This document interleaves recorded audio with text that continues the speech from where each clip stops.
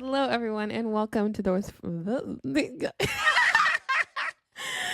those working fangirls, where we talk all things nerdy, book, TV, movie, pop culture, fandoms, and how they integrate into our adult lives. I am Natasha, and I am Christine, and I am Alex.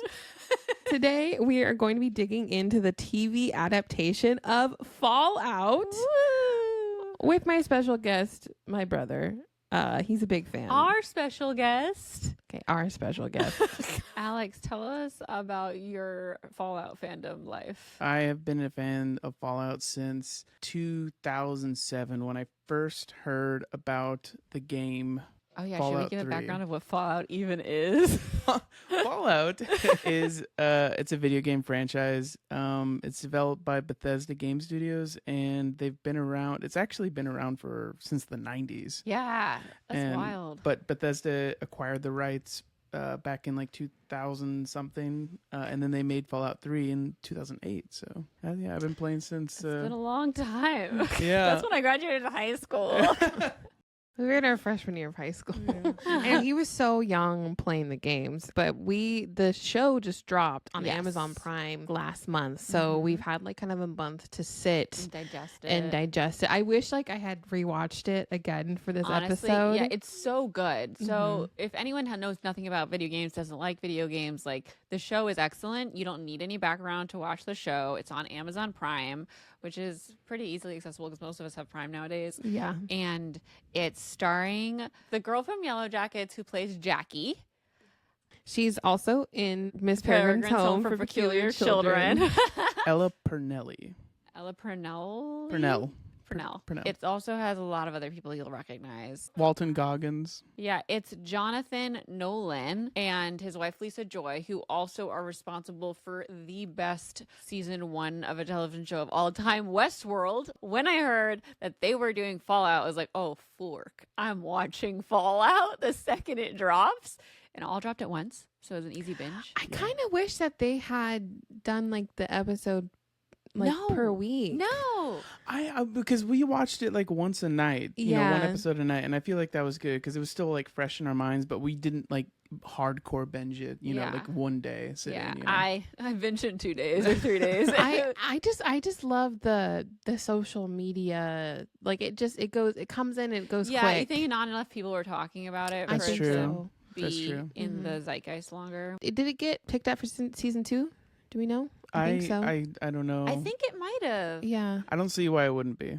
Yeah. It's so good. Very popular. Yeah. Everyone was talking about it for like a week because it dropped like a binge. It was 7 or 8 episodes all at once. Yeah. Yeah. If you haven't watched yet, highly recommend go watch now, and then you can come back and discuss it with us. It's got Westworldy vibes. It's got, what other vibes would you say? It's retro, got, like, futuristic, post-apocalyptic, the 100 vibes for sure. The special effects are excellent. The acting is excellent. The world building's excellent. Alex, what is like the synopsis of the show that you would give? It's nuclear fallout. Like there was a nuclear war. Yeah. The retro futuristic vibes, post-apocalyptic survival show, I guess you could say. Yeah, it's like 200 years after there was nuclear war on Earth and life as we know it is fucked. And it's been 200 years and people have been living underground and they're coming up above ground for the first time. But there's people that have also been already living up on top. Yeah. And there's a lot of like mystery and different things that unravel as you go. It's got there's humor, a lot of humor. It's funny, it's sweet, it's got great characters, but also really dark and very dark. And a lot of violence as well and gore. I mean, the gore reminds me of like The Walking Dead a lot. Like I don't mind it. Yeah. We're gonna do Snap Crackle Pop Culture News and What Right Now real quick before we get into Fallout. If you want to stick with us and you haven't watched it yet, so you will not be spoiled until the main discussion. So feel free to stick with us. All right, rolling into Snap Crackle Pop Culture News. What do y'all have for us today? The Boys, season 4. Do you watch that? I haven't finished season 3 because it was depressing me so much. Okay, I'm not going to say anything about 2016 flashbacks. Oh yeah. This new season is very much leaning into that as well. Great. Speaking of gore, I think that show takes the gold medal for. It really does gore kind of in the way that Quentin Tarantino does gore in that like it kind of feeds off cheekiness of the gore, like the Deadpool vibes. It does. Yeah. So, well, the new trailer just dropped, and some of the characters from the spin-off show are confirmed now to be in season 4. Gen V? Yeah, Gen V. Okay. So that's cool because we didn't get any confirmation about if they were going to actually be in season 4. Did but you now watch we do. Gen V? I didn't yet. You told me it was really good. It's really good. Because I didn't finish The Boys season 3 that I didn't watch it because I didn't know if it was gonna like. No, you could watch it. Yeah. Okay. So when's that coming out? Soon? I feel like I saw I soon, think right? it's June? this month or June. Yeah, it's very soon. June 13th. I have news. Okay. Colleen tell us. Hoover news. Oh my god, so excited. So they dropped the first images for It Ends With Us. Oh my god, I saw those. Yes, but not only that, they dropped the new photos, but they also confirmed that Verity is being adapted. I saw that Yeah. too. I got so excited. I know. That's my favorite book. I can't wait to see that. Oh my gosh, I'm pumped. That's so exciting for Colleen. I think Amazon's doing it. I saw. Amazon Studios. Oh, Amazon's doing it? I thought I saw that on her Instagram, but fact check me. Katie says she's so excited. Yes. That's going to make a great movie. And like we'll be able to see the other story like playing out. It will be like that movie that I really like, Nocturnal Animals. Nocturnal Animals. It will be like that. They should do it like that. Did I ever watch that I movie? don't think I saw that. Oh my god, it's so good. I want to watch it. So interesting because like she's reading a manuscript and we're watching that movie Oh. of like the manuscript chopped together with her life, and the manuscript is from her ex-husband, and you get the idea that like that happened to them in the past. Oh, is it like kind of like trippy, like Memento kind of?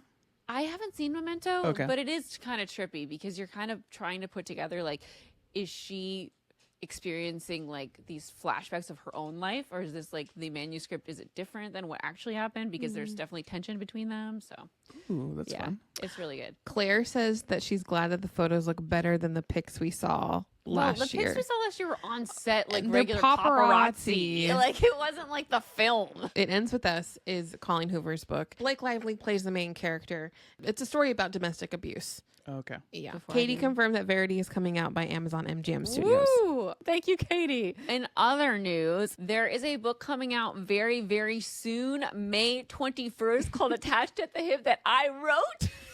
Yay! And it is available for pre-order. I am going on a book tour. It is a Survivor-esque rom-com. Why couldn't I say that? Elevator pitch. It's a Survivor-esque rom-com. And I am going on a book tour, and I will be in Portland, Oregon on 5/21, May 21st. I will be in Los Angeles on May 22nd with Natasha moderating.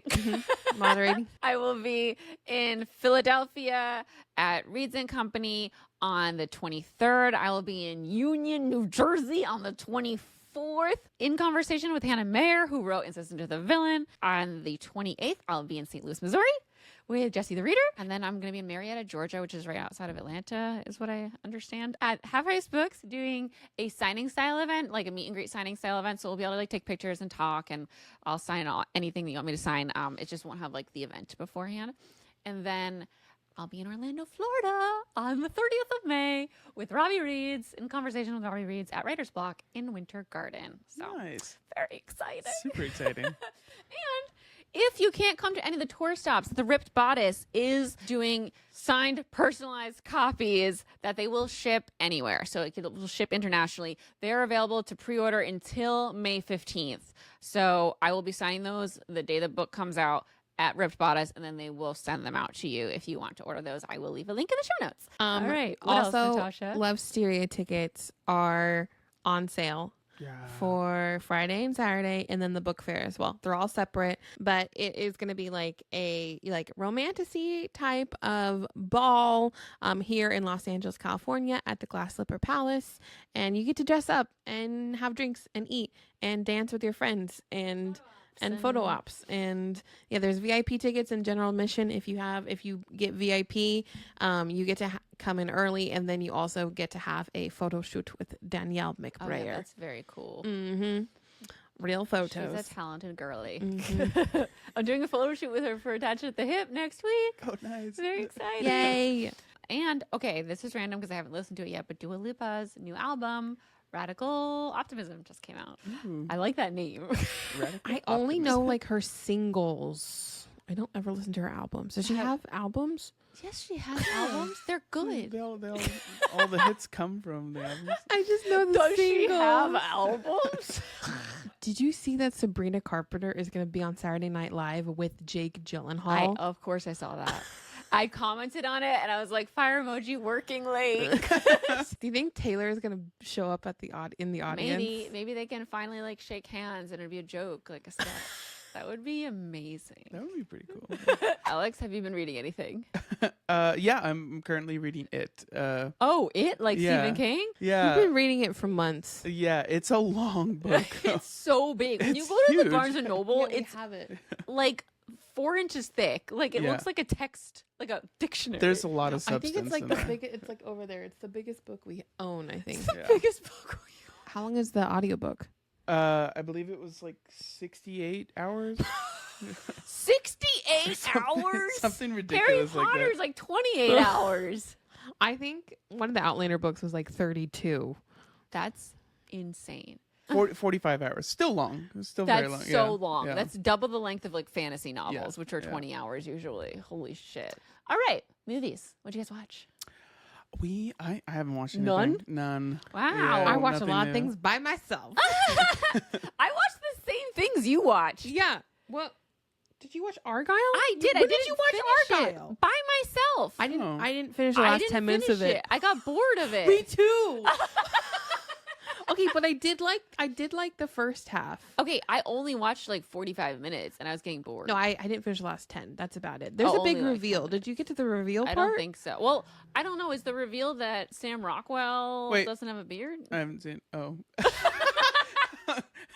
I No. was being quoted. No, that's not the reveal. I was watching it last night, hoping that you would come downstairs and watch it with me. Oh. It's But- really like I had no idea. slow. It's so. and not good. It's like I like the concept, but it's not being executed well. I just don't They have so many A-list actors. know. Who directed that? Henry Cavill, Dua Lipa.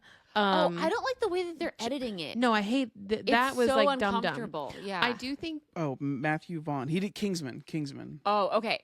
Yes, I did recognize that it was him, and I was sad because it's being edited so weirdly. So what it is it's an author that writes spy novels, and everything she writes comes to life. So it's kind of like a Twilight Zone episode, but like funny, like comedic. But in her head, she's like in love with her love interest, who is played by Henry Cavill, and this starts coming true in her real life. Yeah. So like the spy stuff starts happening to her in her real life, and the spy is Sam Rockwell. yeah.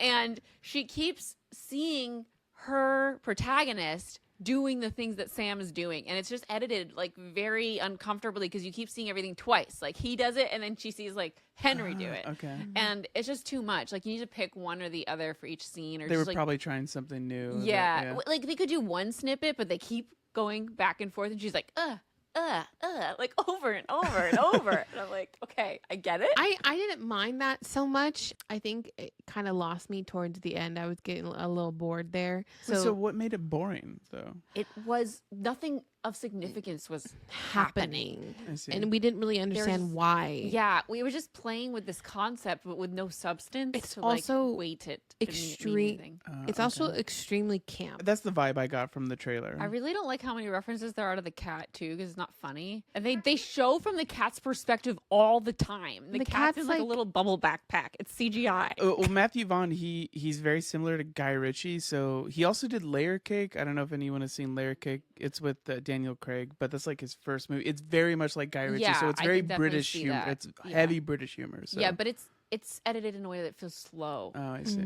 Yeah, it's I don't know. I think The Kingsman is great. I love Right. Kingsman. I love the way it's directed and edited. This is not. It's like it's trying to be that vibe and it's not working. Gotcha. No one is cool enough. I hate to say that I don't like her character. I don't like her character either. Yeah. But there's reasons why, which are revealed like later on. Oh, okay. I feel like it could have been casted differently. Christine and I also watched The Idea of You, Oh yeah, the new movie with Anne Hathaway, which and is Nicholas Galitzine. Nick Galitzine. It is a Harry Styles fanfic that was made into a book. It was so fanfic. Really? It was like so fanfic. I was watching it with my neighbors at the end. She's like, "This is the most fanfiction thing I've ever seen." No, but it was good. It was a good fanfic adaptation. Really? I loved it. I good. thought it was really cheesy. I loved it was it. the least cheesy fanfic I've seen adapted because it had really good actors. So like it was coming across okay and not really bad. Right. But it was just kind of slow and like didn't have much dialogue. There were so many montages. There were so many montages. And I was like, guys, you have to talk or I don't believe any of this love story. Like yeah. they had a lot of like sex montages. And I was like, did they talk about anything ever? Like it was like over months. I kind of wish, there was a little bit more like fun scenes in between here and there. Katie says my 15-year-old said it was cringe. Anne Hathaway, I believed her acting though. She's like really good, and that's why I took it slightly more seriously. I thought it was going to be better because it had Anne Hathaway in it. I loved it though. I was just like, ee! I was giggling in the beginning, and then I did actually cry at the end. I was couldn't like believe you cried at the end because at the end I was like, come on. I was in it. I closed all the shades. I put it on at like 2:30 in the afternoon. You really had a vibe going. I had a vibe. Honestly, I will watch that movie again. I'm excited about it. TV show. Alex and I watched The Gentleman. Oh yeah, I want to watch that. Guy Ritchie. I didn't think about that. Yes, this Guy Ritchie show. It is adapted from the movie that they made. Yeah. Wait, what movie? The one with Henry Cavill? No. Oh, okay. Matthew McConaughey. Oh, I never saw that. Okay. Theo James is so good in this. He's so cute. And Kaya Scodelario, who was epic in this. Yeah, she played was awesome. like a gangster. Like she sounded like Adele. Ooh. And she was like a hard ass, but also had a little bit of a soft side. And I feel like there's something happening between the two of them. I want something to happen. I think it's a limited series. We're getting it at season 2. Oh, are you sure? Yes, I think so. It was really good. Guy Ritchie's back, so I mean, like, I'm happy for that. I think Ritchie's back. I think his past couple movies were like mid. Yeah, so I was Amazon has renewed surprised. Fallout for season 2. Sorry. Oh, good. Greenlit? Okay. Yeah, Good I to want know. to check that before we got any further. Sorry, I really cut you off. Yeah, the story was good. The acting was really good. His brother was hilarious. The comedic elements, the humor was was there. And I will be recommend. watching it. It says that Netflix is thinking about a season 2, but they haven't. Here's the thing. It's up to Guy Ritchie, though. Because Guy Ritchie, I think he directed all 8 episodes. Oh, okay. I mean, that makes sense because he's like, I feel like an auteur of sorts. He wants to like have control over the whole Right, thing. yeah. But he's known for movies and well, I think a lot of movie people dipping into That's true. realm That's of true. Jonathan TV. Nolan. Jonathan Nolan. Well, okay. So Jonathan Nolan was on Armchair Expert, so I feel like I really got to know him. nice. It's Christopher Nolan's brother. For anyone who doesn't know, Christopher Nolan directed like Inception, The Dark Knight, all that. I didn't know that Jonathan Nolan wrote a lot of those scripts. Interstellar. Yeah, he wrote Interstellar. He wrote the first draft of The Dark Knight. He wrote so many of them. Yeah. And I didn't realize that they were like collaborating, these brothers. I love that. Yeah. And so if you know Christopher Nolan, he has an English accent. Right. And Jonathan Nolan has an American accent. Oh, I didn't know that. that. It's because they moved to America when Jonathan was like, he was like 9 or 10, and his brother was like 17 or something. So he took on like the American Chicago accent. All right, guys. So we're going to move into our main discussion. But before we do that, I want to take a second and thank everybody out there listening. We really appreciate you being here with us. If you're not already, we'd love it if you follow the podcast in your favorite podcasting app for free. You can also watch the podcast on YouTube. We have a YouTube channel, youtube.com/@thoseforkingfangirls. And you can subscribe for free there so you never miss a visual episode. And if you don't know, we have a Patreon that has really cool, super fun benefits. The $5 tier allows you to watch the show or listen to the show without ads, which is great. And you also get to come to recordings and put in your 2 cents as we speak. Those people that we reference in the chat are our patrons. We love them. We love their input live. It makes recording so much more fun. And you get access to every single Tea Time episode, Fangirl Tea Time, that's attached to the end of every single episode that we've done so far. So 72 previous Tea Times you'll get access to when you subscribe. And We tell more personal stories over there, stuff that's going on in our lives. It's really fun. We have a really like tight knit community over there, and we love it. And there's other tiers too, so you can check those out in the show notes link to patreon.com/@those4kingfangirls. We really appreciate your support over there. We couldn't do this without you. Literally, like this is a viewer supported podcast. We don't have many sponsors, so you guys are making this possible. And there's a free trial that you can try if you're interested. For 7 days, you can try out the Team Jacob tier for free, and see if you want to subscribe forever. We will be right back after these messages. If you're a patron, you have no messages. And we're back talking about Fallout with Alex and Natasha. And we're going to start kicking this off with like our relationship with Fallout, why we wanted to watch it. We kind of got a little bit of background from Alex. Do you have any more to add about like how you were feeling about the TV show when you found out that it was coming? I mean, I was excited. I couldn't help because I'm such a big fan. Yeah. But there was always like the hesitance. Just because. What if it's bad? Yeah, and video game adaptations suck. Like, which one do you think sucks the most? Halo. Halo? Oh my gosh. No, I mean like Halo. I mean no, people don't like Halo. Mario. No, I thought Mario was like it was okay. Like they're always. I mean, they don't suck. They're just like not like amazing. Not like, you know? The best. Like that Last of Us. One. Oh yeah, The Last of Us. Last of Us was really good. They're stepping up their game. Yeah. But I've played every Fallout multiple times, so big fan. My ex-boyfriend John really liked Fallout, and he was so cynical about this show. And I was like, "Are you gonna watch it?" He's like, "I don't know." And I was like, "I've been hearing really good things." He's like, "I don't know." And then he was like, "Wait, it's getting good reviews." And I was like, "I know. That's what I was saying. Jonathan Nolan did it. Like, you should watch." Then everyone I know who likes Fallout has loved the show. So were you were cynical about it? I know you saw a lot of the set. I was gonna watch it regardless. I'm such a big fan, so I was like, I'm just gonna watch it and like with really low expectations and see how it goes. Yeah. Mm-hmm. So Natasha, were you down to watch it immediately? Yeah, I mean, I was around when Alex was playing the game, yeah, and he had been playing it for such a long time. I don't know if I told this story when we talked about it, but Alex, he got really into the music. So if you didn't know about Fallout, it's set in like a retro time, like in the 1950s. Well, it's in the future, but it's retro-futuristic, so it's got like the 50s vibe. Yes, and they placed all of that music within the game, the video game, and so I would just hear him playing from his bedroom, and I would hear all the like old-timey music, and I would actually really enjoy watching Fallout because it wasn't like a shoot 'em up like like a COD game, and there's a lot of shooting, but there's also a lot of talking. What COD means for the non Call of Duty. Yeah. I sat there and I watched him play it. I think he was playing it when I was reading Twilight. So I would like kind of sit in his room and this was your Twilight. It was. I was the original. Anyway, so the music's so good. So when we were younger, we went over to like our grandparents' house, and I think I did say this story on the podcast, but I'll say it again. We went over to our grandparents' house, and Alex was playing ping pong, and he just started singing, "I don't want to set the world on fire," and my grandpa goes, "What are you singing? Is that the Ink Spots? Why do you know that song?"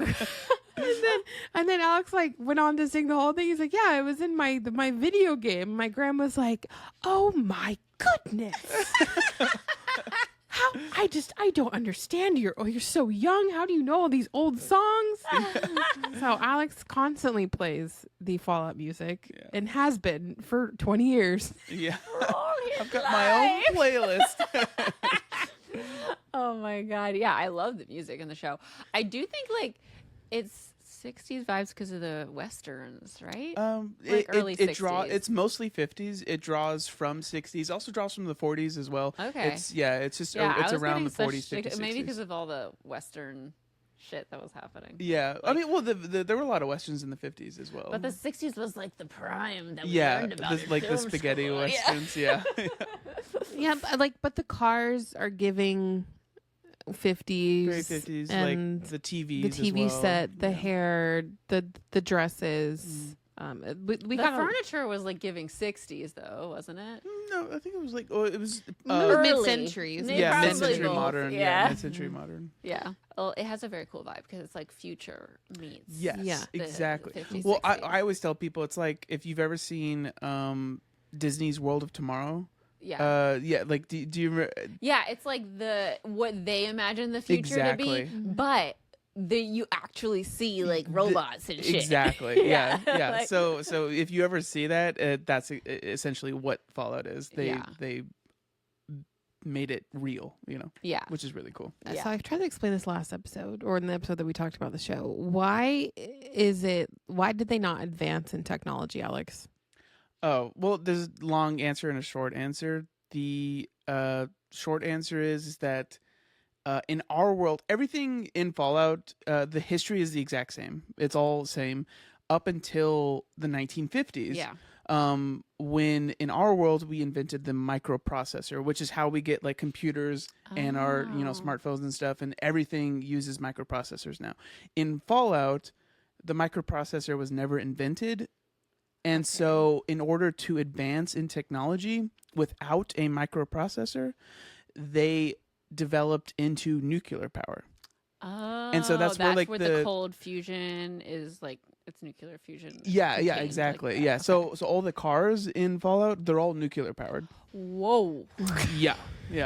So everything uses nuclear energy. Like the power armor that you saw on the show, that's all powered with a fusion core. Yeah.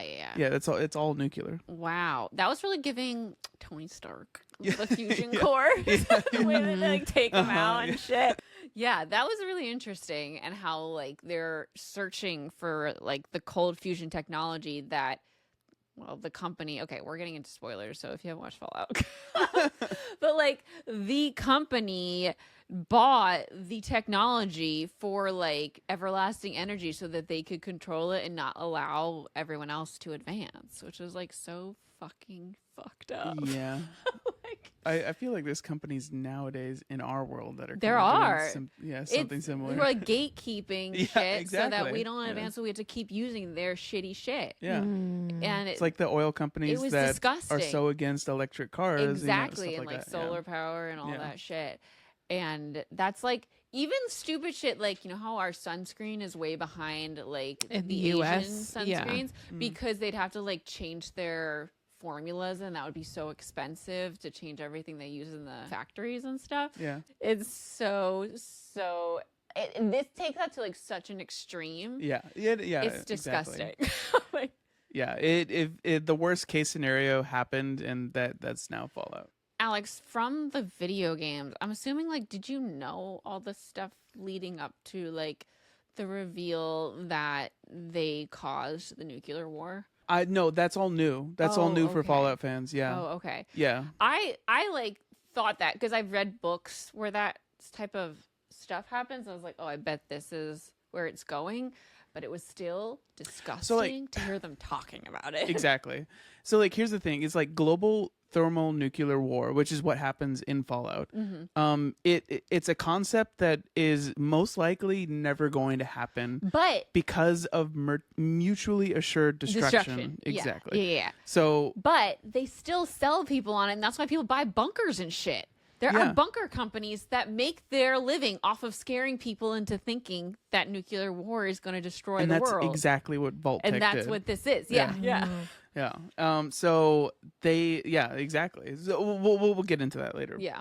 So let's give the show a grade. So if you're going to grade it like in school, like A+, B+, C+, what grade are you going to give it? And was it what you expected going in? I said 9 out of 10. I guess that would be the A equivalent 90%? of 90%. That's okay, an A. only yeah. a 90? That's an A-. Yeah, I mean, there's some things that Okay. A minus. If you want That's to give it a fine. 93, that's a regular A. Regular A, 93. There we go. 9.3. Yeah, it's not what I expected. Like I said, I had low expectations going in, so I was very pleasantly surprised. Natasha, what about you? I would give it a 94, I guess. It's so good, and it does it reminds me of Westworld in the way, because there's so many big reveals that we're just waiting for, and the journey that the characters take. Yeah, and the way that it's edited, kind of like from character to character. I still think Westworld season 1 is better. Yeah. But thematically, that just hits harder. Yeah, I really enjoyed Fallout as a whole, and I really love that we had a female character too. Yes, I love who was our main girl introduction. I think they did a really smart introduction with Lucy, where she was like auditioning to go to the other vault, so you got to learn all this stuff about her really quickly, like in a resume. She's like, I do jujitsu, and I do this, and do this, and this, and this, and I want this. That's why I should be transferred to like Vault 32. Vault 32. Yeah. I think that was a really smart, like easy way to like introduce us to her very quickly. And I feel like that actress did such an amazing job. She's perfect for it. She has this like innocence, this naivety of like the world, but she's still a badass. She's so brave. Yeah. She is such a Gryffindor. Like she's radically optimistic. Yeah. Because of the way she was brought up. Like their experiment worked to make people like their best versions of themselves, I feel like. Yeah. Because what we learn is that every vault, the president of each vault, basically whatever corporation bought their fucking paid for the vault, got to do their own experiment on humanity inside that vault for like the best possible world, like what their utopia would be. They're like, okay, you get to do whatever you want. You think utopia is in your vault. Is that really, or they just did things for shits and giggles? I mean, I feel like that was new lore that was dropped for in the TV show. Yeah, well, that was in the show. Yeah. So every vault has like their own kind of system of how they rule over whatever government it is. It feels like almost like every vault is in like a trifecta because of the way. That's what it felt like in the show. But what? Oh yes, yeah, in the show, yeah. Well, at least with those 3 vaults, normally vaults they're just one vault. Yeah. Do you think that the vault that she visits later on with the people that they did experiments on has like a vault of people? Wouldn't you think that there's a vault of like people in cryo freeze? Like, what do you want to call it? Cryo freeze? So that's actually attached to every vault? That's the plot line of Fallout 4. You are actually from like pre-war your character, and then you get cryo frozen 200 years later. Okay. So do you think, like, I would think, because obviously we don't know this is like, we haven't learned enough, but in the show it feels like every vault must have another vault with like the frozen higher ups or people who paid to be cryo frozen, ready to be defrozen when needed for governmental reasons.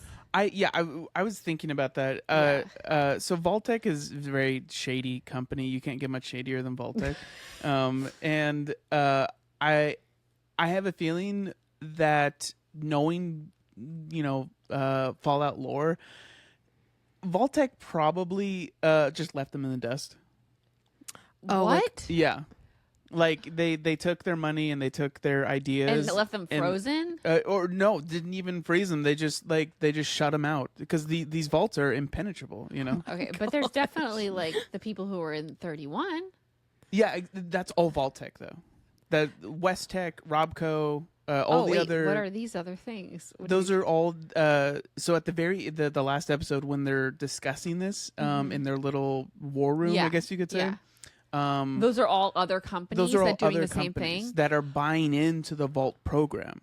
Oh, but they're not all under Vault-Tec's technology. No. Yeah, completely different companies. Oh, fuck. It would be like if they were all Apple, working together to do this. If Apple was Ew, Vault-Tec. It's somehow so much worse. It's gross. It's so much worse. It's really gross, yeah.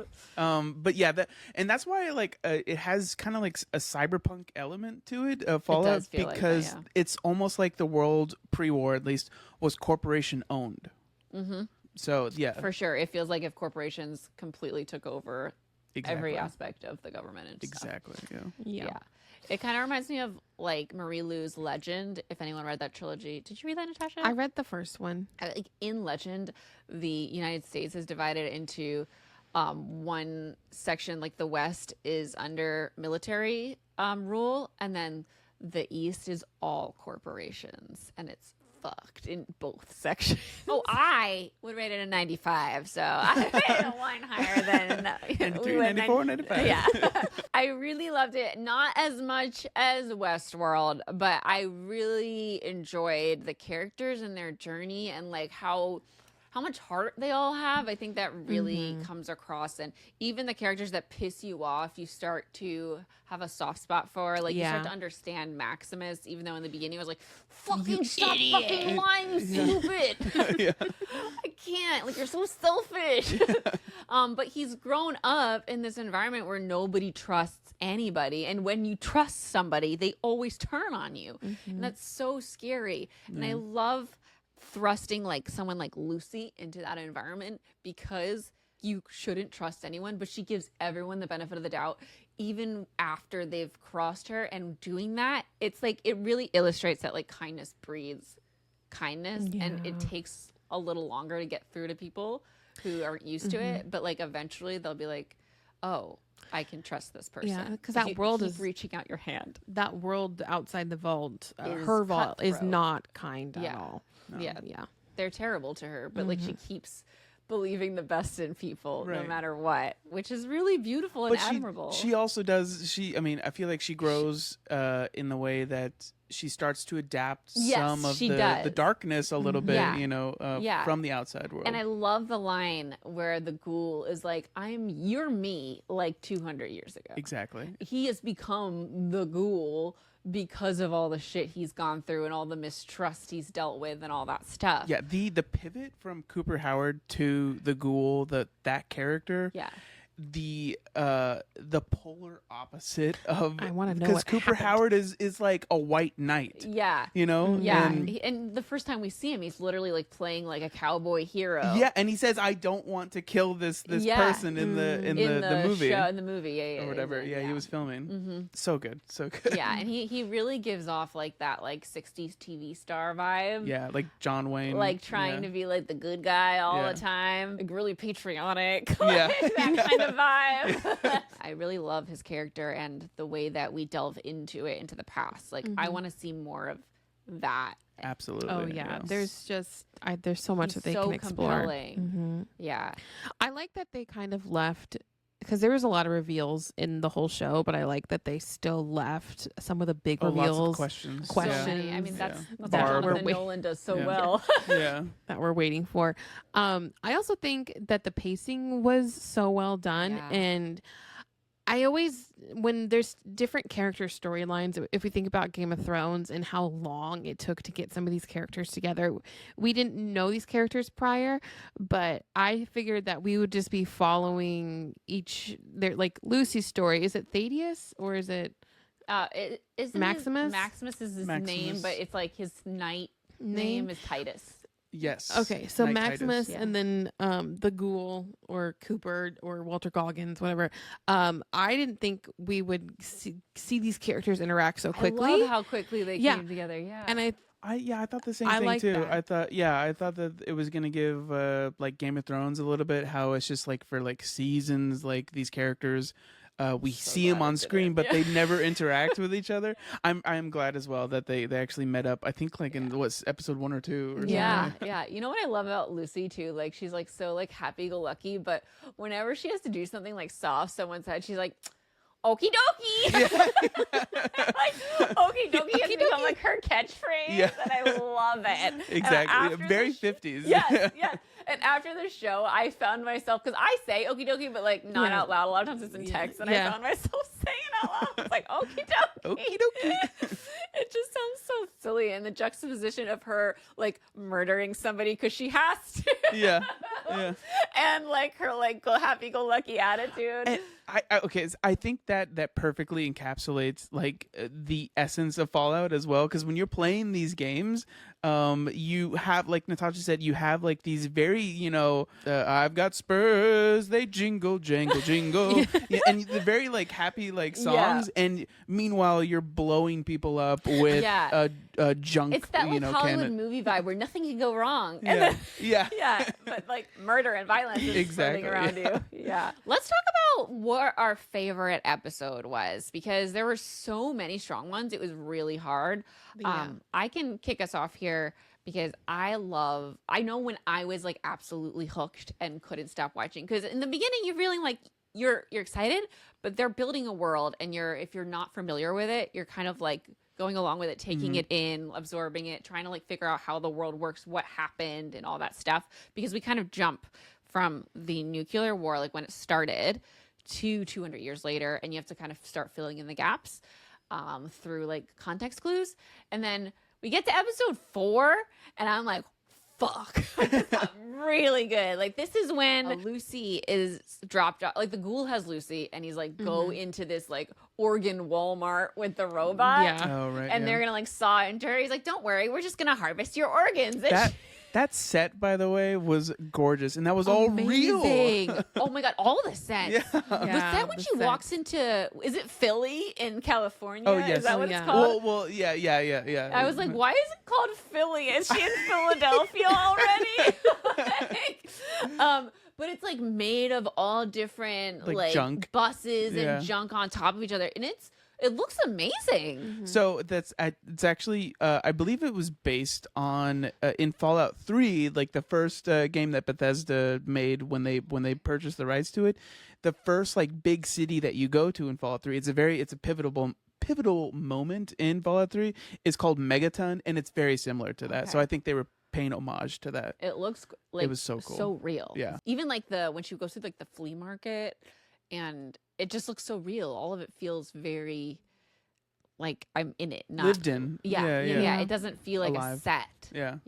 Which like so many like Netflix and shows, stuff like really you could just feels tell. setty. Yeah. Amazon's got money, so they just need to spend it the right way. But no, I agree. The ghoul episode. Yeah, that's also really the good. episode where her brother, who I also really love his character, because in the beginning I was so suspicious that he was going to be like evil. Yeah. But like he's actually just has his own mind. Like, you know, a lot of them have this like beehive mind where like everything's awesome. Yeah. And he's like, no, something's up. Yeah, he's like something's smarter. off. Yeah.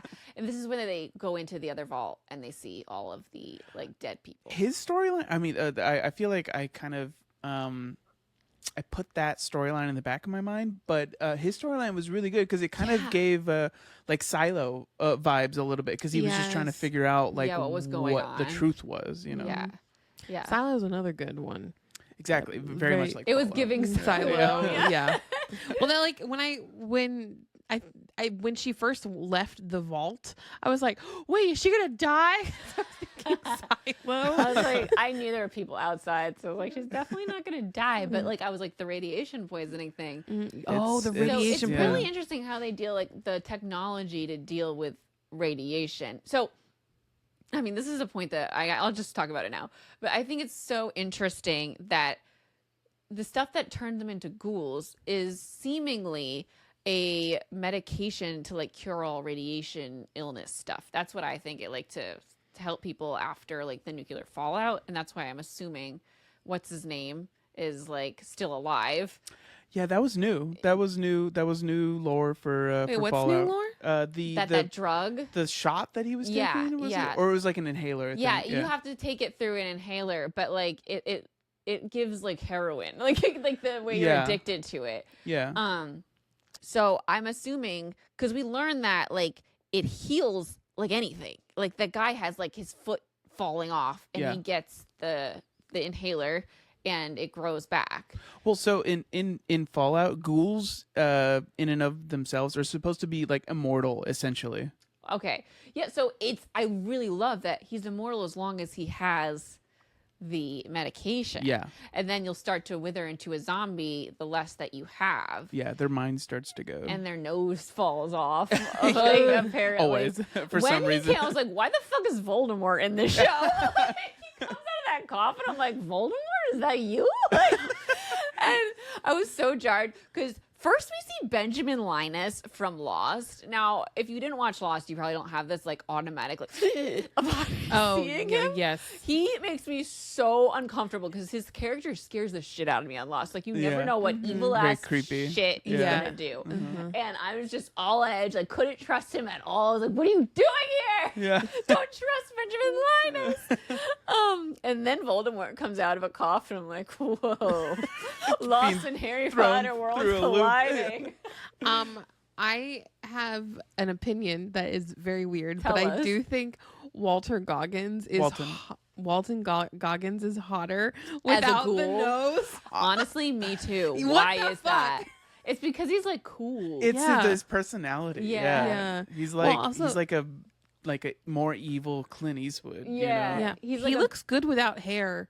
He does. And he's got like a heart, for like by halfway through that he has like a heart of gold almost. Like he's like an Yeah. asshole, but like he has a heart. Oh, I mean, yeah. And Lucy's drawing it out little with by the way little. he treats the dog. Yeah. I mean, dog Yeah. meat. You know. And then he had a dog and I hate that the dogs can't go into the Vault. The vaults. Yeah. No dogs in the vaults.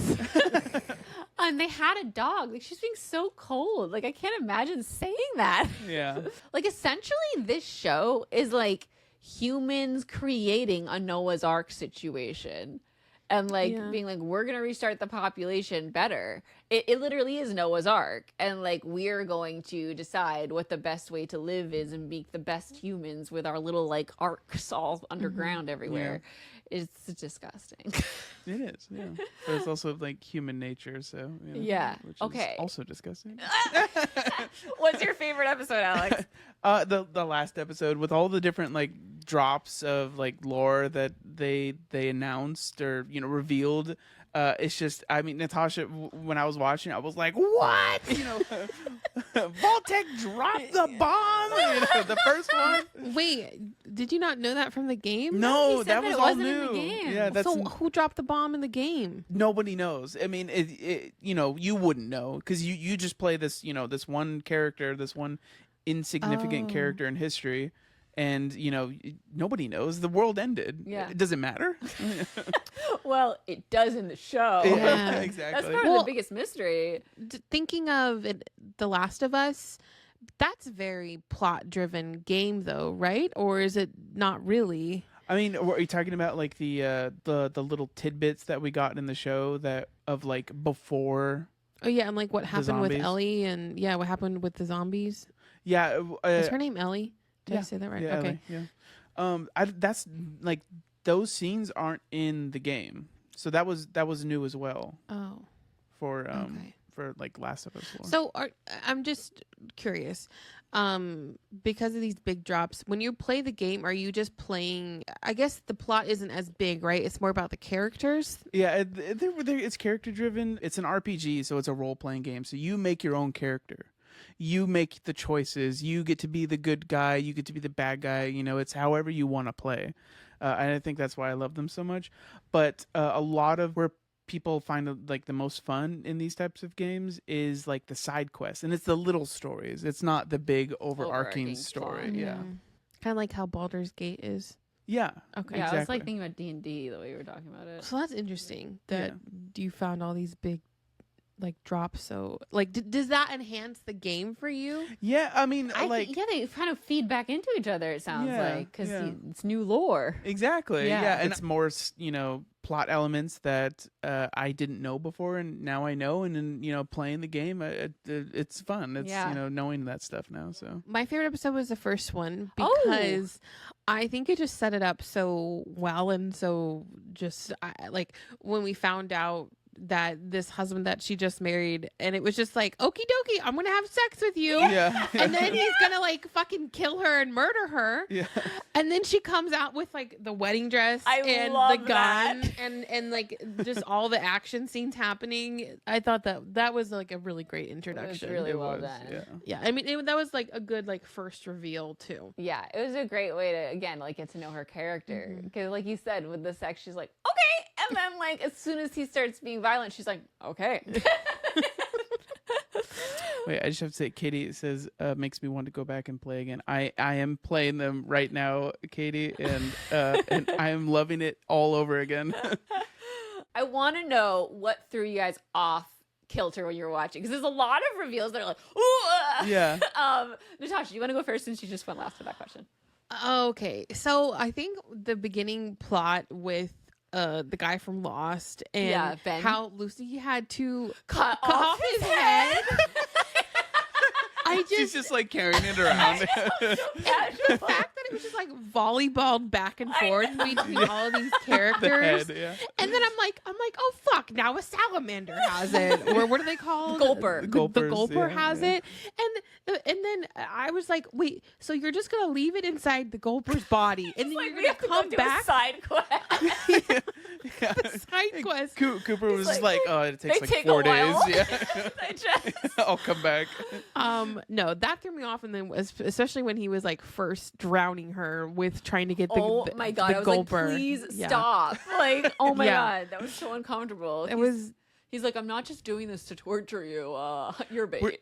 Were you thrown off by the gore, or like were you? Did you? Yes and not really. I think I wrote it down, but I like I mentioned, The Boys is so much more gory, and this is like nothing compared to that. I mean, I think the pregnant woman got stabbed in the stomach, and I don't like that. Or she got like In this? shot. I don't remember. Oh no! remember. No! Her eye got Her gouged eyeball. out. Yeah. Didn't love that. That reminded me of Pirates of the Caribbean with the fork in the eye. Oh yeah. Yeah.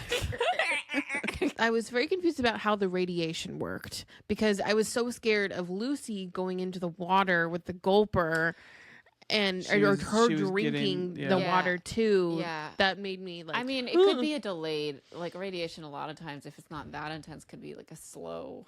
Yeah, I thing. think they were going off of like the game's use of radiation, and in the game, it's like it's a bar that fills up. So And then once she you gets sick and she takes the and radion. rat away. Rat away. Yeah, yeah, So they have technology yeah, to help that Yeah. isn't the yeah. the inhaler. Yeah. Sorry, no one can see me if you're listening. I was doing the inhaler thing. also the other thing that threw me off was in the episode when they're in the new vault, I think Vault 4, and then she like joins the crew, cult? the cult, and they're Yeah. all like stripping, Yeah. and they're drinking blood. At first she's like, okay, and then she's like, never mind. Yeah, and it's just like a normal thing where the doctor was like, "Oh no, I don't want do to." this. But you can have fun. Yeah.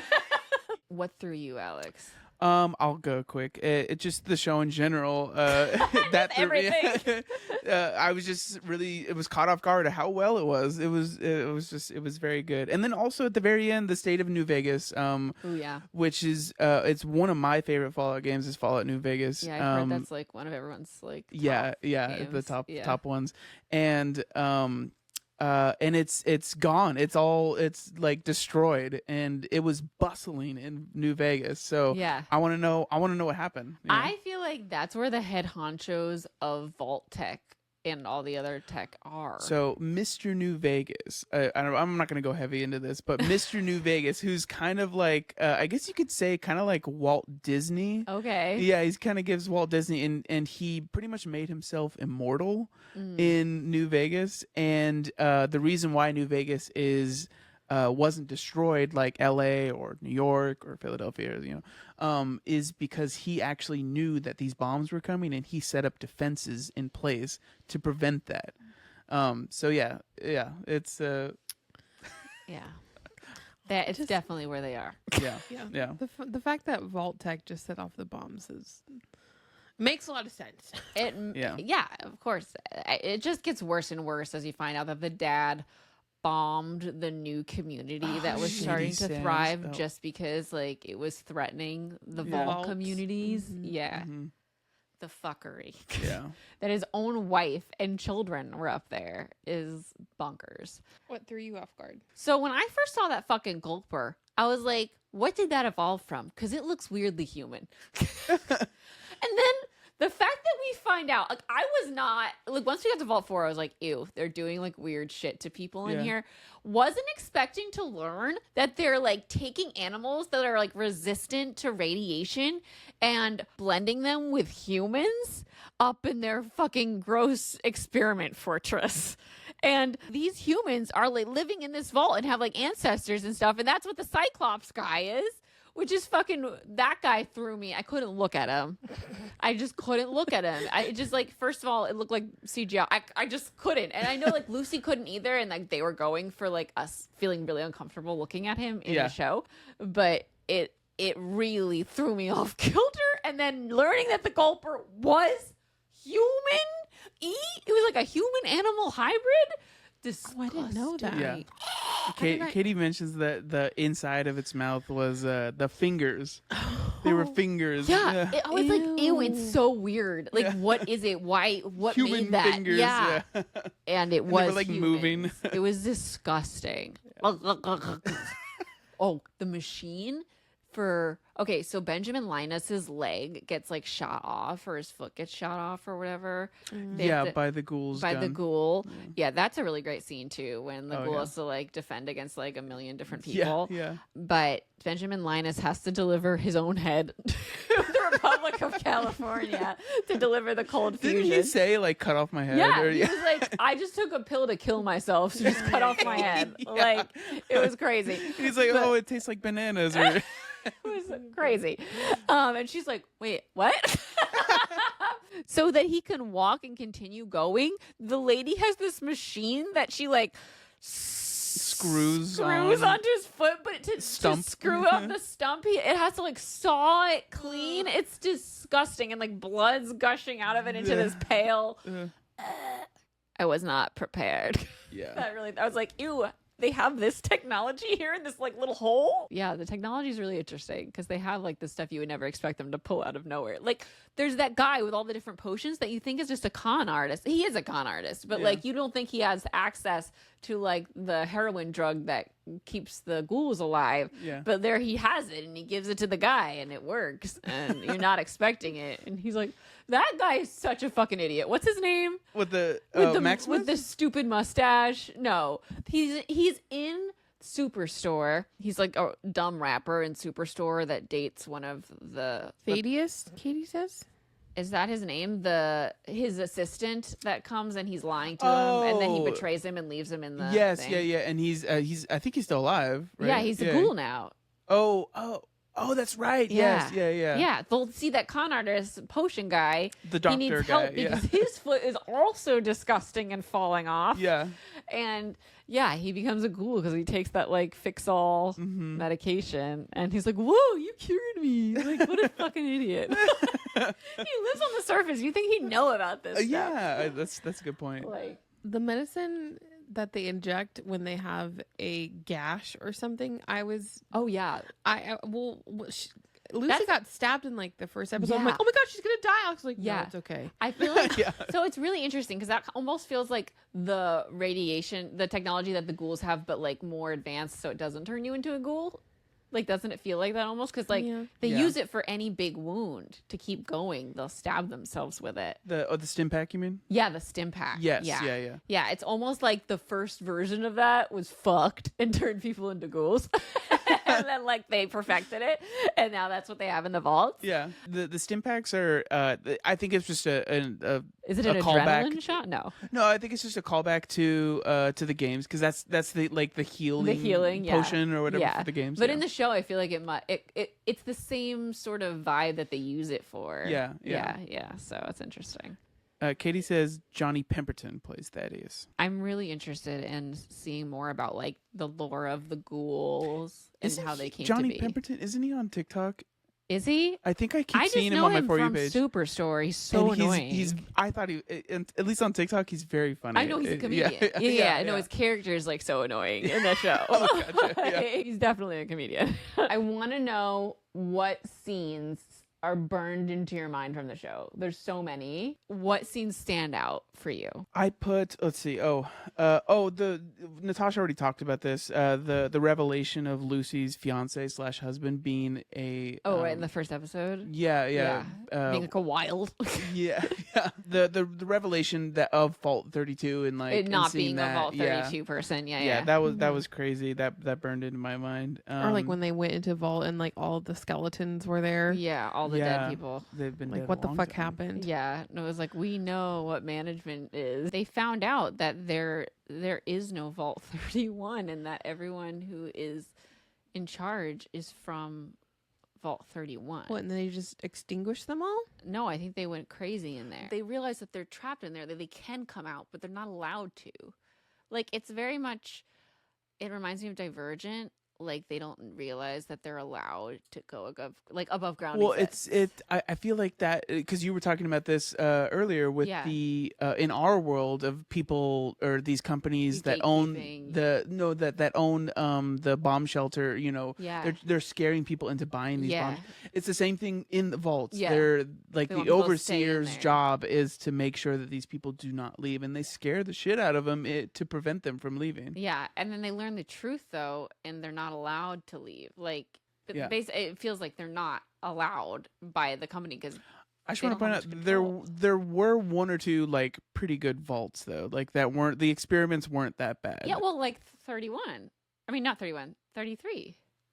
33 was a victim of 31. So it was, yeah. But it does feel like very tame. Like, it was just they were living a normal 50s life. yeah, exactly. And they were just waiting for the radiation to clear. For them to save the world. Yeah, exactly. You know, the whole time Alex is like, because he's trying to explain it to me too. And he's like, yeah, there's usually like an experiment going on. And the person in charge who was, what's his face from Sex and the City. Oh, yeah. Orson, Lucy's dad. He knows about the experiment. Yeah. And I'm like, well, he was like an assistant at Vault Tech. Yeah. Yeah. Well, in all of the vaults, the overseer is always, unless in some rare occasions, the overseer is always the person who knows what is actually going on. In the vaults.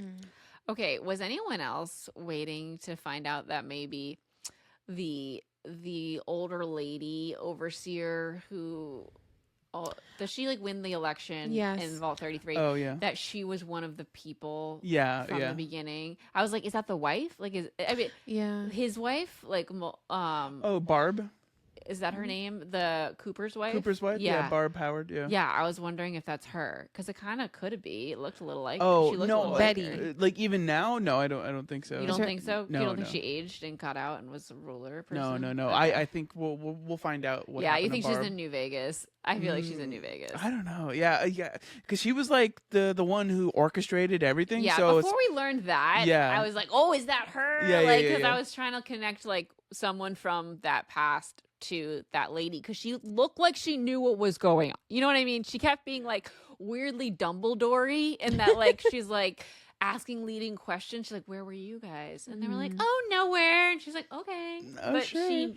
she knew. Yeah. So she was giving me like know-all ruler vibes. Yeah, exactly. I can't remember her name.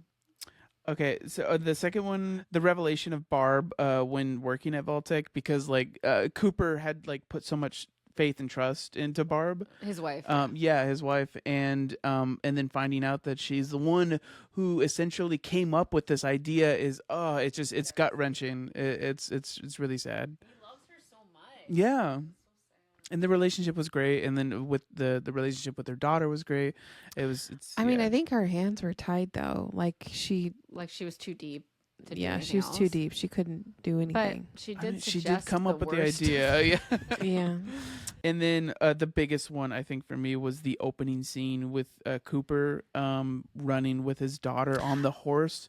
Just watching the bombs go off just one after the other Mm-hmm. and that I think it was the shot and it's them pulling the Away frame from, back, LA. and you just see, you could still see the horse running down the like Beverly Hills roads. I'm like, how did they get out of that? Like, where did they go? They must have gone to a shelter or something. Because he knew where his wife wanted them to meet, I bet. I guess we'll find out. We'll find out. We have to find out. Because I can picture that opening season too. Honestly, like getting into wherever they went. Show me more, please, please. And I bet that they'll be like, you can't come to him. Well, also there's some time in between the revelation of what his wife decided in that first scene. Well, they must get divorced in between there. Yeah, because that's right. Yeah. And he's not like a big famous actor. actor. All his money talks about alimony. Yeah. Well, because he was sponsored by that Vault company. Tech, If she turned on him, she could ruin his reputation, I feel like. She kind of did. I mean, he was doing kids' birthday parties. Yeah. I don't know. We'll see. Yeah, there's a lot more questions. Yeah, and how the reveal that he was the guy being the thumbs up, like he started he's the inspiration for the Vault Boy. Yeah, and they changed it probably when she didn't want him on it anymore, when they needed to get divorced, and like they made it the cartoon, but like that's based off of him. Cooper Howard. Yeah, that was awesome. Wild. Yeah. That was one of the best reveals too, because he shoots it before we even know. I was like, he's got something against, I mean, Vault Tech obviously, but like it's deeper than that. It's a personal vendetta. All right, what about you, Natasha? The one is Lucy doing sex stuff with her cousin. Oh my god, that was so funny. Because they're in the vault and there's no one else to do sex stuff with. Yeah. She's like, it's okay when you're young, but like we're getting married now. Like, we can't anymore. I was like, and he was like sad about it. I was like, I love you. His relationship with the lady from Vault Tech is so uncomfortable, weird. Yeah. Because I mean, she knows what she's doing. Oh yeah, yeah. And he's just like, okay, okie dokie. This is my child now. I guess I'm her husband. Yeah. Oh, the other scene that sticks in my mind is when she first leaves the vault and she sees that guy. She has water. And she gives it to him. She gives it to him and he just drinks all of her water. But she's just so nice to him. And he's like, do you want to be my wife? You can live here. Said, oh, no thank you. And he's like, when someone gives you water, you got to drink it all. The humor was so good. Yeah, because he's just like, he's not like vindictive about it. He's just like, this is just the way it is. And she's just like, oh. He's like, I'm dying. I don't have many years left. You'll have this house. And it's like this rundown wasteland. This will all be yours. It was giving the Lion King when like it's just a wasteland after the dad dies. And he's like, this will all be yours. And he's like, I don't want it. Yeah, Kristen, you have a few on here. I have a few. And this scene was one of the most tense scenes for me. Yes, I love this on scene. The bridge. Mm-hmm. So it's Lucy and Maximus on the bridge, and Maximus is like, give me your gun. And she's like, no, let's just like try to get past them like without violence. And there's this couple, you can't really see them from afar, but they're like crossing the other side of the bridge. And they're like, let's just put our hands up and we'll cross calmly. And the way that it's edited and written is so good, because the whole time you're like, it's just like pure tension. Yeah. It's like, and there's this terror that they're just gonna like whip out their guns the whole time and have like a shootout. And they get to the middle and you can see that they look like people who have been like drugged up and really like mentally unstable. There's like boils all over them and stuff. And we learn that they're like cannibals. They're like people who eat people. And they get to like halfway in the bridge and that guy pulls his gun. So Maximus like reaches over and takes Lucy's gun and shoots them. Oh my God. It was such a good scene. Lucy's like, hey. Yeah. We were doing it. I forgot about that. That was a great scene. It was very, very good. So that scene's one of my favorites. I love the scene, like the introduction to the ghoul, because you're kind of waiting for the guy from the first scene to come back around. You kind of know that like there has to be something there. What if that's his daughter? Who? The old lady. Oh. No. I really think that old lady is somebody. Oh, yeah, I really want her to be somebody. The old lady's name is Betty. Betty. Okay, her name's Betty. but like, what if she's her? Anyway, that would be weird when he like sees her for the first time. It's like, you're older than me, but I'm like a weird Voldemort. Yeah. Okay. Anyway, but the scene where the bounty hunter's like, oh, we can use his help. He's the best bounty hunter in all the land. And they open it up and he comes out and just shoots him. Yeah. It's so good. Yeah. And you think that those guys might be part of it, but they're just in the scene for like a minute. Yeah. It's like, bye-bye. It's really an introduction to him as like this vampire man that they just keep alive underground because he's such a threat. Yeah. Like, wild. I mean, I thought, that scene was really good because we got to see, Cooper Howard in that very first scene, and it's pretty easy to tell, that's him. Yeah. But seeing that departure, and you're like, oh, what happened? Oh my God, why is his nose gone? And then you're like, okay, well, they have technology to stay alive for a very long time, which kind of changes the game, like in the whole, when you're looking at everyone in the show, because you're like, who has been here for a very long time? Yeah. And they don't have to look like a ghoul, which we learned because there's the cryo freeze, and Orson's been around. I don't know what Orson's name is in the show, and Orson's name is not Orson, the guy from Twin Peaks. the dad. Yeah. Because he's also like 200 something years old, but he was cryo frozen for years until it was safe to like be alive again. Hank. Okay, and then the other scene that really scared the shit out of me in like a irksome way was when the tank things that they go in, like the mech suits, they remind me of the mech suits from Sarah J. Maas's Crescent City, but like the suits, the armor. Oh, right? Yeah. The fact that like if you're in it and someone takes out the fusion core, you're just stuck. Yeah. And like you're just basically buried alive in this metal thing. That's horrifying. Yeah. And he was like, help, like don't leave me. I was like, you've got to be fucking kidding me that there's not like a safety latch in there. Katie says major design flaw. Yeah. What the fuck? It's like you're locking yourself in the trunk of a car and you can't get out if it turns off. I guess that's why they have a squire. Yeah, Squire, but also but that's not safe. No, it's true though. Yeah, and squires are vulnerable. Well, because they talked about it. When Cooper the last episode when he said there's design flaw. There's a design flaw in the like torso. The armor plating, armor. and I saw a TikTok about this, but sorry, I'm veering off. But no.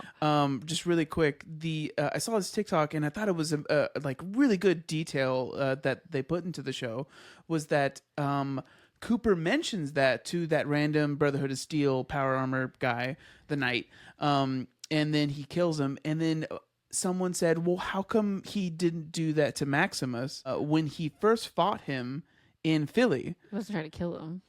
And it's because possibly, but he also mentioned that when Maximus was on the vertibird first talking to Titus, while Titus, the original Titus, before he died, the guy from New York, the Brooklyn guy from Friends, the firefighter, Mike Rappaport. I love him. He is so funny.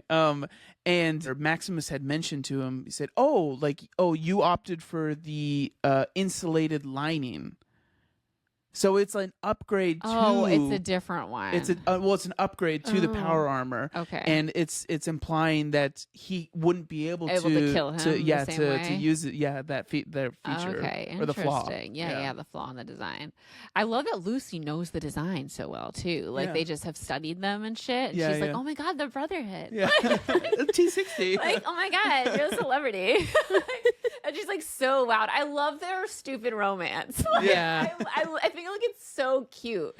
And she is that kindness lead that he needs to like be a normal person, because he's so scared all the time. He's just being like very dickish because he's scared. But he's also very knowledgeable. Like you said on the bridge, like Lucy would have died there. Yeah. It's because of his mistrust that they lived. So they need a combination, and that's why they're like the perfect foils to each other. Yeah.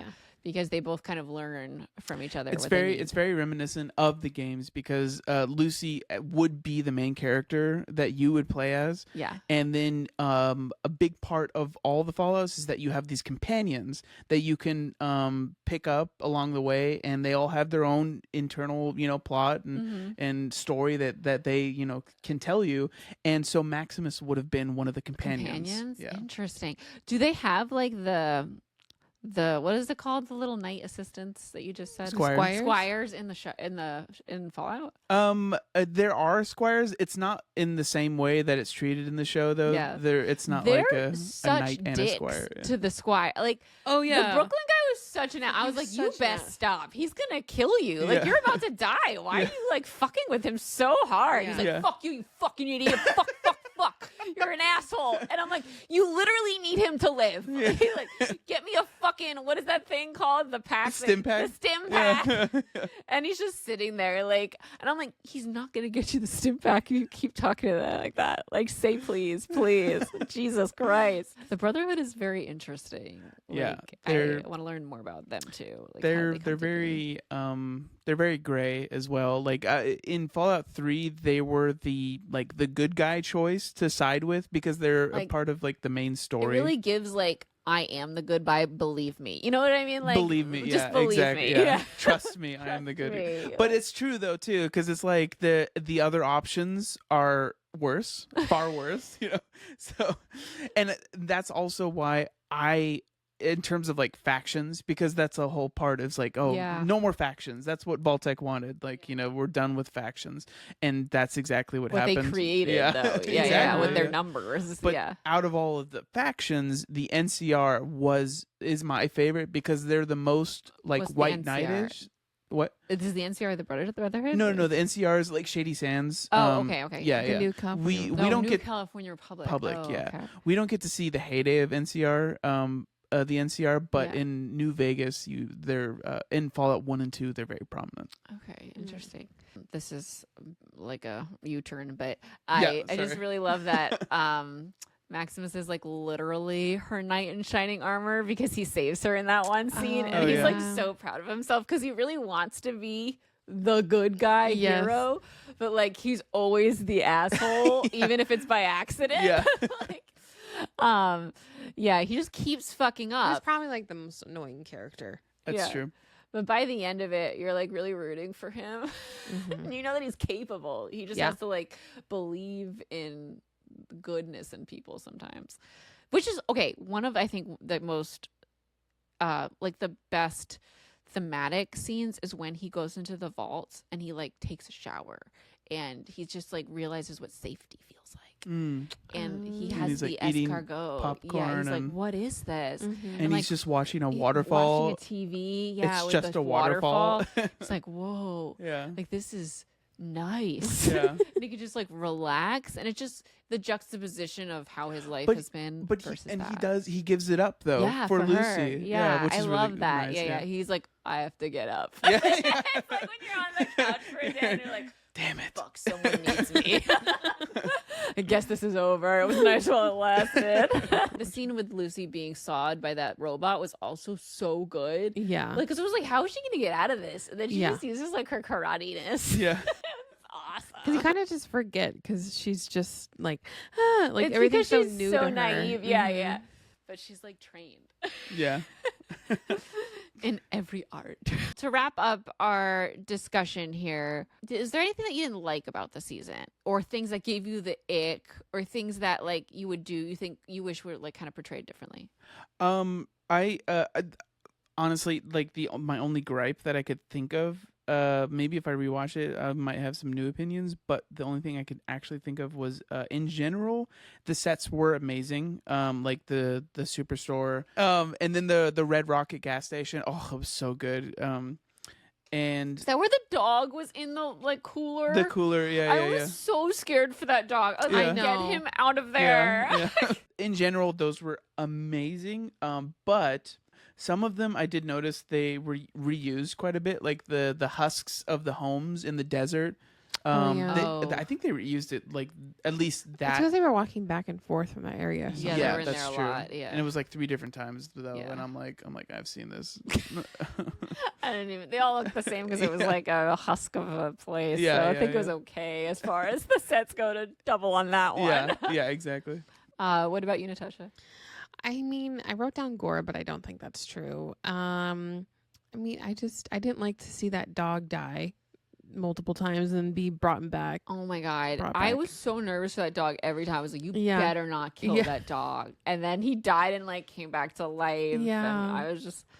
I didn't like And then Benjamin it. Linus died, so he didn't have his dad. Yeah, to it take was care so of him. sad. But now he's been adopted by the ghoul. Yeah, Mhm. yeah.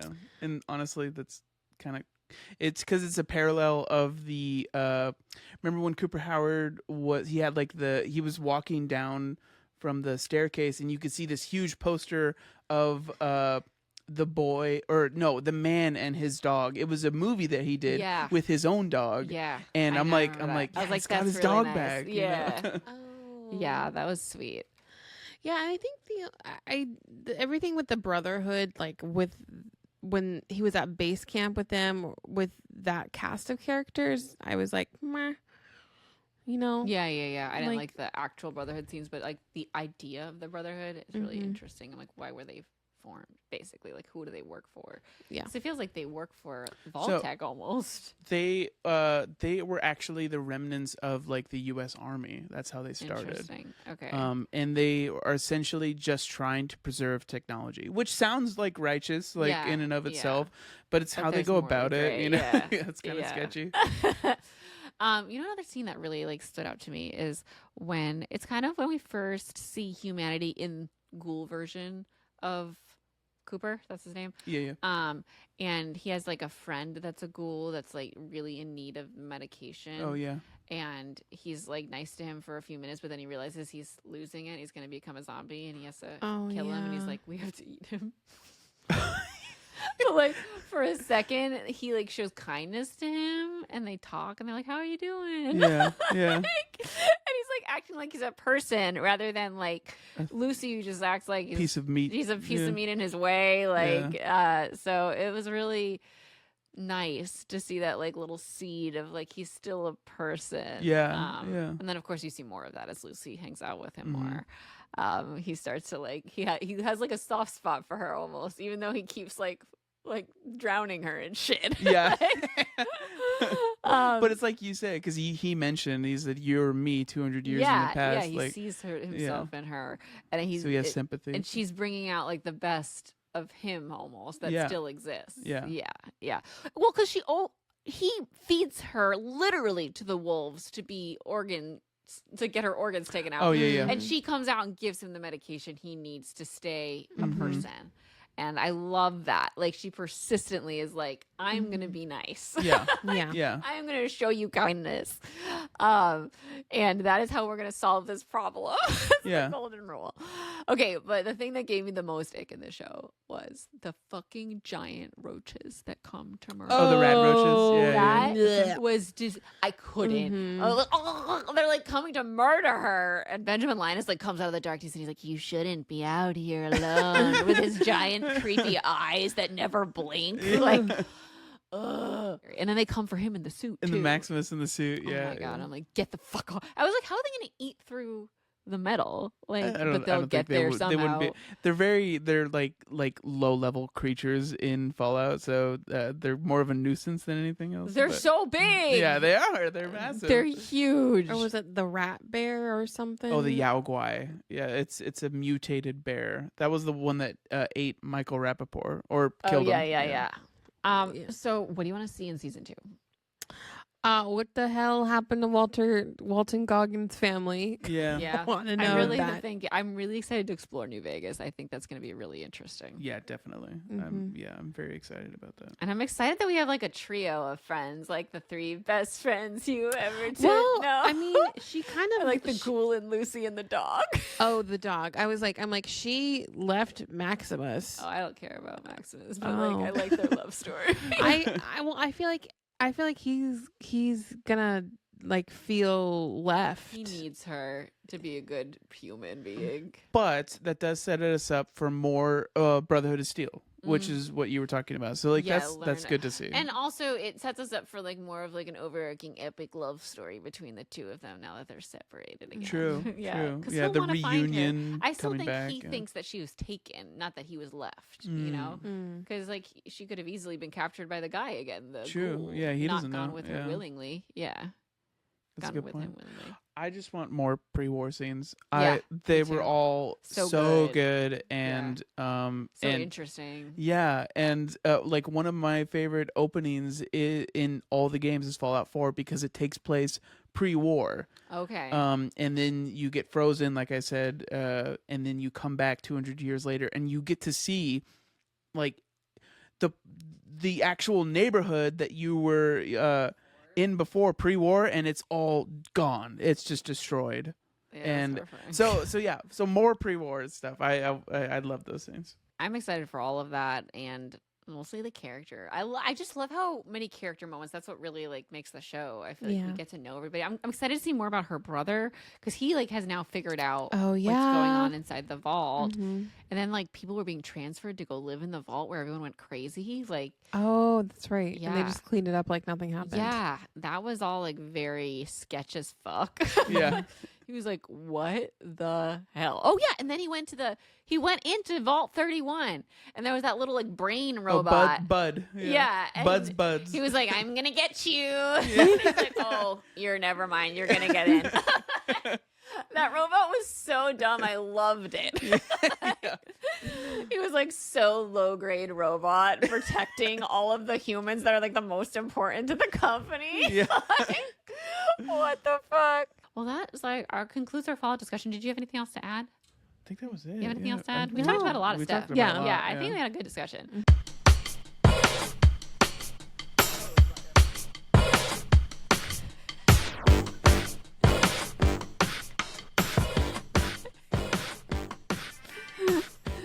All right, Alex, what have you got for us in Merry Kiss Club today? Okay. This is a little unhinged. I've got Vault Boy. Which is the cartoon with the Yeah, thumbs up. the cartoon one. The doctor guy who turned Thaddeus into a ghoul. Okay. The creepy guy. Who? Okay, the stupid kid with the mustache who's the helper of the night. Okay. He fixed his foot. Remember that The creepy doctor. I doctor? don't remember the creepy He's like doctor. a creepy potion He guy. kept coming back, and remember the He'd be first like, scene? foot potions? Do you want any foot Yeah. potion? Oh, And okay. he was in the very first He scene. looked like a dead person. He was like fucking the chicken. Yeah, he's like, oh, he was fucking the Ew. chickens. Yeah, okay. To Lucy. Lucy's like, stop Yeah. fighting. don't kill him. Yeah. And then he's like, sorry, Sorry, he was just fucking my chickens. Yeah, so that doctor. And then Cooper Howard. Okay, definitely marrying Cooper Howard. Yeah, I'm definitely marrying Cooper Howard. I'm gonna cliff that doctor so fast. I feel like this is an easy one. Push. Kiss Vault Boy, I guess. Kiss on the cheek. Yeah. I guess I'm just do the same thing as Christine. I'm gonna do the same. What else could you do, honestly? I didn't Marry think the about that. doctor. Hey, he's got medicine that can fix you. I mean, you're also married to Cooper Howard, so I feel like you'll be fine. Katie says cliffing the chicken fucker. For sure. Oh my god. All right. Well, that is our Fallout episode. Thank you so much, Alex, for being on the show. Yeah, this was fun. Yeah, you thanks, added Alex. so much that we wouldn't have known at know. all. So I'm really glad you're on. And we are going to go record Fangirl Tea Time. So that'll be available if you're a patron. It'll start right after this. If you're not already, we'd love if you followed us on our socials, which are run by Chloe Laverson. She does an amazing job. You can follow us on Instagram. That's where we're most active, at Those Forking Fangirls. So you'll never miss when we make an announcement or when we talk about what episodes are coming up and all that stuff. And we're also on TikTok at Those Forking Fangirls. And then again, our YouTube is at Those Forking Fangirls. We release episodes every Thursday of Chapter Chat, where we're reading House of Flame and Shadow, and every Friday of the main show. Our show is edited by Alex Polis and Ricky McBrayer. And our music is by Cole Jenkins with vocals by Heather Traska. Thank you all so much for listening. My name's Christine. I'm Natasha. We'll see you next time. Bye, everybody. Bye.